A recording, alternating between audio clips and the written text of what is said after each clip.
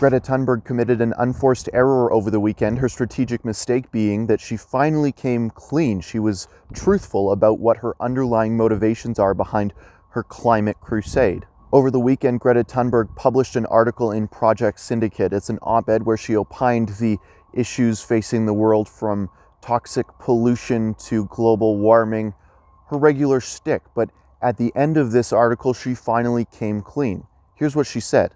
The climate crisis is not just about the environment. Well, bingo, Greta, we already knew that. We already knew that the Big C climate crisis, trademark copyright 2019, has nothing to do with the environment. Now, to keep going with what Greta said, now keep in mind, this is straight from the horse's mouth herself. It's about colonialism, racism, and the patriarchy. Well, I wouldn't call this vindication per se, because Greta Thunberg is going to be in Madrid and people are going to continue taking her seriously. Now, we got a whiff of this back when Greta Thunberg was in Edmonton, when I executed the first unauthorized interview of Greta Thunberg in the world. I asked her a very important question, something that if you ask any climate activist, well, it kind of unravels their whole argument. I asked her if climate change was a political issue or an issue of science. Would Greta Thunberg settle for a technical solution to climate change? If we could reduce all warming in the world, if we could remove CO2 from the atmosphere or quit putting it up there with some sort of technical solution, be it nuclear energy, the cleanest, most reliable fuel on the planet, or something else, listen to how she responded to that. Climate change is politics, is it not? It's science. So is science going to solve it?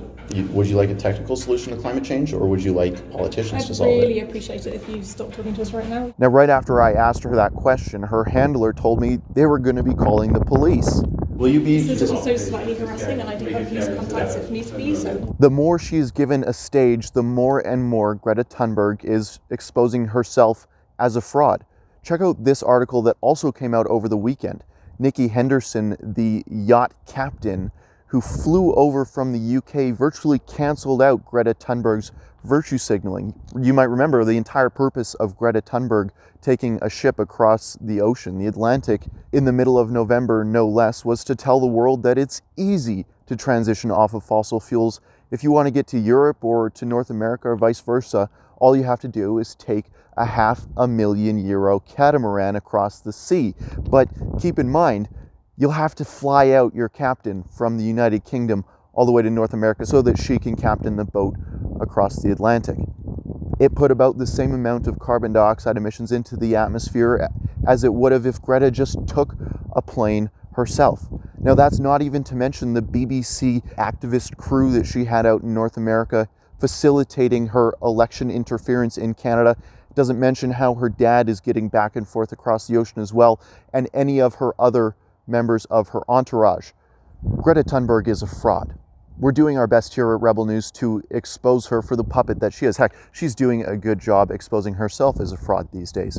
But we're going to keep on this story. In fact, my colleague Sheila Gunn-Reid and myself are headed to the climate change conference that's being held in Madrid. COP25 it's called. Greta Thunberg is going to be speaking there, and a bunch of bureaucrats from around the world will be there whining and dining on your dime wherever you happen to pay taxes. Sheila Gunn-Reid and myself will be in Madrid doing our best to cover the other side of the story, unmasking the fraudster puppet that is Greta Thunberg, and the people behind her too, for that matter. You can pitch into our coverage if you want to help us out at rebelun.com. That money will go to getting Sheila Gunn-Reid and myself to Madrid so that we can cover this huge conference in a way that no other news outlet in the world will. For Rebel News, I'm Keean Bexte. Please do go to rebelun.com and pitch in a few bucks if you could to help Sheila Gunn-Reid and myself get to Madrid. We're 100% viewer funded, and I can assure you we're going to be sharing news, angles, stories, highlights, and video that you won't find anywhere else. Because let's face it, the mainstream media is in Big Climate's pocket.